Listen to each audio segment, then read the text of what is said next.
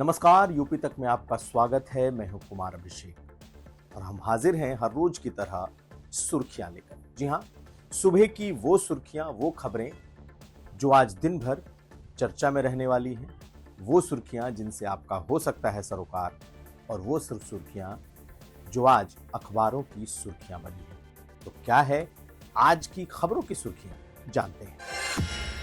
तो एक बार फिर जो आज दिन भर चर्चा में रहने वाली खबरें हैं, उसमें सबसे अहम खबर एक बार फिर ब्रजेश पाठक, जो कि डिप्टी सीएम हैं, और समाजवादी पार्टी सुप्रीमो अखिलेश यादव के बीच जो डीएनए को लेकर विवाद है, वो थमने का नाम नहीं ले रहा। आज ब्रजेश पाठक ने ट्वीट किया है, हम आपको ये बताएंगे। इसके अलावा आज अगर सियासी खबरों के लिहाज से देखा जाए तो आकाश आनंद, जिन्हें कल मायावती ने एक बार फिर नंबर 2 की कुर्सी दी है, इस बार बिल्कुल चेन ऑफ कमांड तय कर दिया है, तो क्या आकाश आनंद मजबूत होकर इस बार उभर रहे हैं और क्या है पूरी बसपा की सियासत, ये भी समझेंगे। इसके अलावा हरियाणा के जो प्रोफेसर हैं, प्रोफेसर अली खान महमूदाबाद, दरअसल उनका लखनऊ कनेक्शन क्या है, कैसे उनके दादा कभी लखनऊ के आसपास के जो इलाके हैं उसके बड़े नवाब हुआ करते थे, राजा महमूदाबाद, उनसे ये परिवार जुड़ता है और वो पाकिस्तान चला गया, ये भी समझेंगे। और आईएसआई का एजेंट गिरफ्तार किया गया है मुरादाबाद से, मुरादाबाद का है, जिसे रामपुर से भी गिरफ्तार किया गया है। तो ये आज की वो तमाम खबरें हैं जो सुर्खियां बनी हुई हैं। सबसे पहले हम बात कर लेते हैं ब्रजेश पाठक की। जी हाँ, ब्रजेश पाठक ने आज सुबह एक बार फिर एक बड़ा पोस्ट लिखा है और याद करिए कि 2 दिनों तक आपस में ये टग ऑफ वार जिसे कहते हैं, दोनों तरफ से ट्वीट हुए, एक्स पर लिखे गए। ऐसा लग रहा था कि मानो अब ये डीएनए का जो विवाद है, जिसे लेकर के ब्रजेश पाठक के खिलाफ बेहद ही आपत्तिजनक और खराब भाषा का इस्तेमाल किया गया, वो अब रुक जाएगा।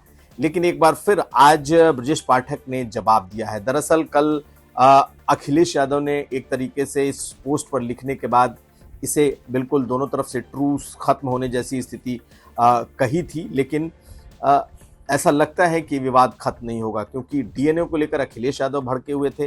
उन्होंने इसे श्री कृष्ण से जोड़ा, लगातार डीएनए पर सवाल उठा रहे थे, समाजवादी पार्टी के डीएनए पर सवाल उठा रहे थे ब्रजेश पाठक, और उस पर उनका जो समाजवादी पार्टी का ऑफिशियल तो नहीं, लेकिन कहीं ना कहीं जुड़ा हुआ अनऑफिशियल ट्विटर हैंडल जो है समाजवादी पार्टी मीडिया सेल, उसने बेहद आपत्तिजनक भाषा का इस्तेमाल किया, जिसे बोला और लिखा भी नहीं जा सकता। उसके बाद से इस मामले में एफआईआर हुई, इस मामले में मानहानि का दावा किया गया, और उसके बाद फिर अखिलेश यादव ने पोस्ट भी लिखा और ये भी लिखा कि समझा दिया गया है ऐसे लोगों को, दोनों तरफ से ये बयानबाजी नहीं होनी चाहिए। लेकिन आज फिर ब्रजेश पाठक ने बहुत लंबा चौड़ा एक पोस्ट लिखा अखिलेश यादव को संबोधित करते हुए, और बाकायदा कहीं ना कहीं उन्हें टैग भी किया है। और उन्होंने जो लिखा है कि अखिलेश यादव जी, आप डीएनए के सवाल पर बहुत भड़के हुए हैं। मैंने ये कह क्या दिया कि समाजवादी पार्टी के डीएनए में खराबी है,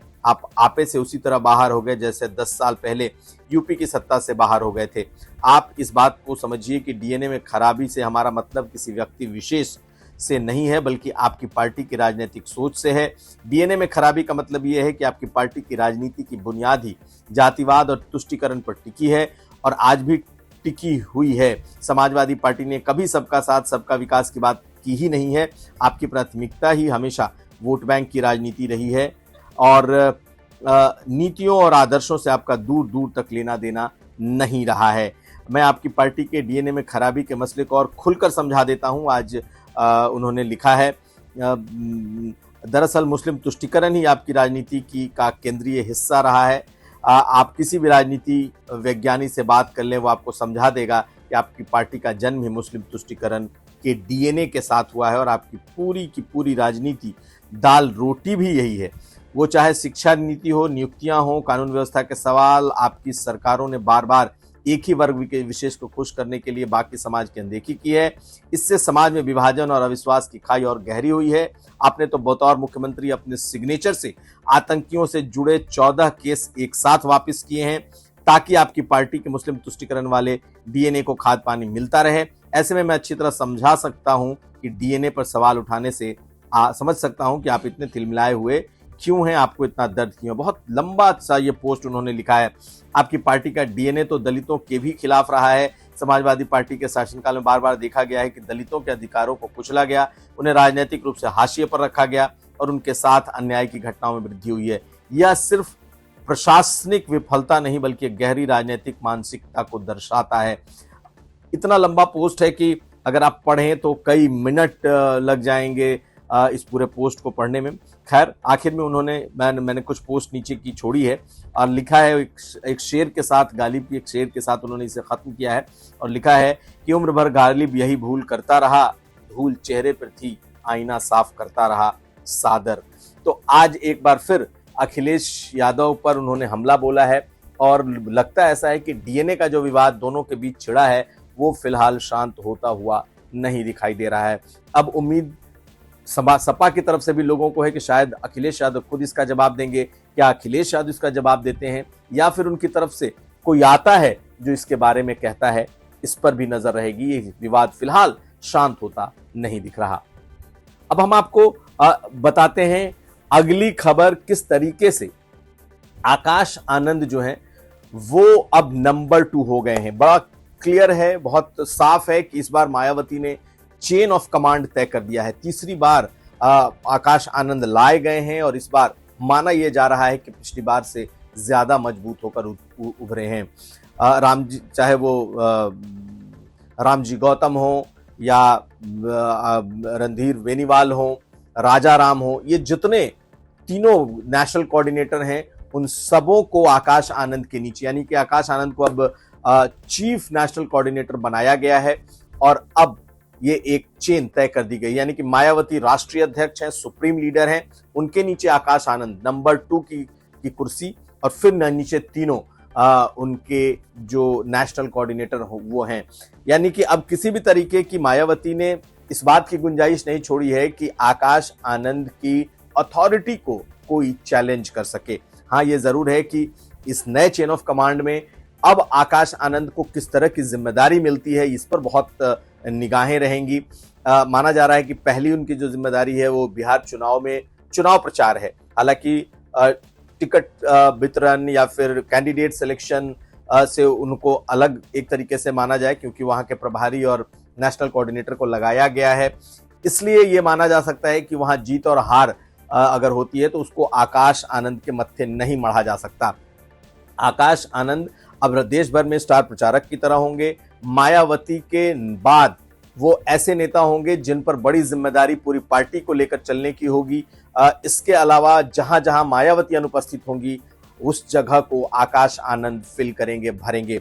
लेकिन माना जा रहा है कि ये जो नियुक्ति है दरअसल ये 2027 को देखते हुए, उत्तर प्रदेश के चुनाव को देखते हुए नियुक्ति है कि अब इन 2 सालों में पार्टी काडर, पार्टी के संगठन और उनके समर्थकों और उनके मतदाताओं में कोई कंफ्यूजन ना रहे। यानी कि आकाश आने वाले वक्त में पार्टी का चेहरा होंगे, ये बिल्कुल मायावती ने साफ कर दिया है। उन्हें उनके ऊपर जिम्मेदारी दे दी है। अब देखना यह है कि आकाश आनंद ने भी कल एक बार फिर माफी मांगी कि उनसे जो गलतियां हुई हैं उसे नहीं दोहराएंगे और मायावती ने जो उन पर भरोसा दोबारा इबारत जताया है वो उस पर खरे उतरने का प्रयास करेंगे। लेकिन सबसे बड़ी बात यही है कि क्या उन्हें कोई फ्री हैंड मिलता है या नहीं। तो मायावती अपने नीचे उन्होंने रखा है, इस बार देखना है कि क्या आकाश सफल होते हैं या नहीं। लेकिन एक बात साफ है कि इस बार उन्हें क्लियर कट नंबर 2 बना दिया गया है, अब कोई कंफ्यूजन नहीं। दूसरी बात, सभी उन्हें रिपोर्ट करेंगे और तीसरी बात यह है कि वो चेहरा होंगे। चेहरा होने का मतलब मुख्यमंत्री का चेहरा नहीं, पार्टी का ब्रांड, पार्टी का चेहरा और पार्टी को जिस युवा नेतृत्व की जरूरत थी उसकी ब्रांडिंग होगी अगले 2 सालों तक। तो बहुत कुछ इस पर निर्भर करेगा कि किस तरीके से आकाश की अगली जो स्थितियां हैं किस तरीके से सियासी तौर पर बढ़ते हैं उस पर नजर रहेगी। अब हम अगर आपको बताएं तो तमाम अखबार जो इस वक्त हमारे साथ मौजूद हैं, इन तमाम अखबारों ने भी कुछ सुर्खियां बनाई हैं और एक जो खबर है वो है कर्नल शोफिया और व्योमिका सिंह पर जो विवादित टिप्पणी प्रोफेसर अली ने की थी। जी हाँ, प्रोफेसर अली, इनके बारे में वहीं की एक और जो प्रोफेसर है उन्होंने खुलासा किया है कि इनके जो दादा और इनका जो परिवार है वो पाकिस्तान जा चुका है। तो राजा महमूदाबाद से ये मामला पूरी तरीके से जुड़ता है। राजा महमूदाबाद की संपत्ति उत्तर प्रदेश में है, लखनऊ में है, और लखनऊ से लेकर सीतापुर तक अगर आप चले जाएं तो राजा महमूदाबाद की ढेरों संपत्तियां हैं, वो तमाम शत्रु संपत्ति में आती हैं। प्रोफेसर अली जो हैं ये सीएए के मामले में भी ये शाहीन बाग में बहुत एक्टिव थे, लेकिन उनकी पोस्ट ने एक बार फिर उनके बारे में बहुत खुलासा किया है।